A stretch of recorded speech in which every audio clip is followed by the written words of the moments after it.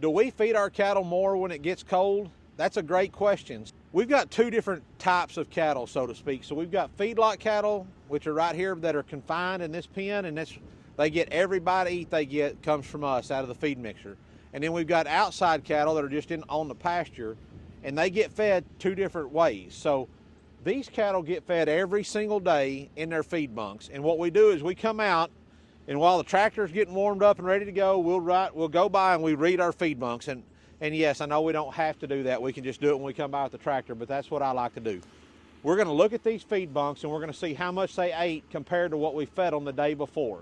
So if these cattle right here, say, are getting 400 pounds every day in their feed bunk, if they only ate 300 of it, well then today I'm going to back that off. I'm not going to feed them 400 again because there was 100 left. I'm going to back it back and I'm going to maybe give them 300 one more time and see if they clean that all up, so they'd have a total of 400 in their bunk.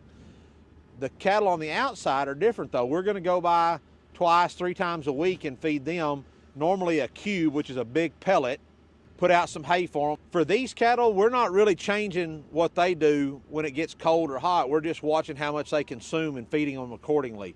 The cattle on the outside, on the other hand, a couple of days before this cold spell hit, we went out and we made sure we had plenty of hay out for them, made sure we were caking them a little bit extra to be sure we got them filled up and ready for this little cold snap to hit, because cold weather doesn't really hurt cattle. They're basically a little furnace. Inside their body there, they've got a 4-compartment stomach, and that thing just generates a lot of heat. Their internal body temperature is about 101, so they're little furnaces. They don't worry about the cold that much.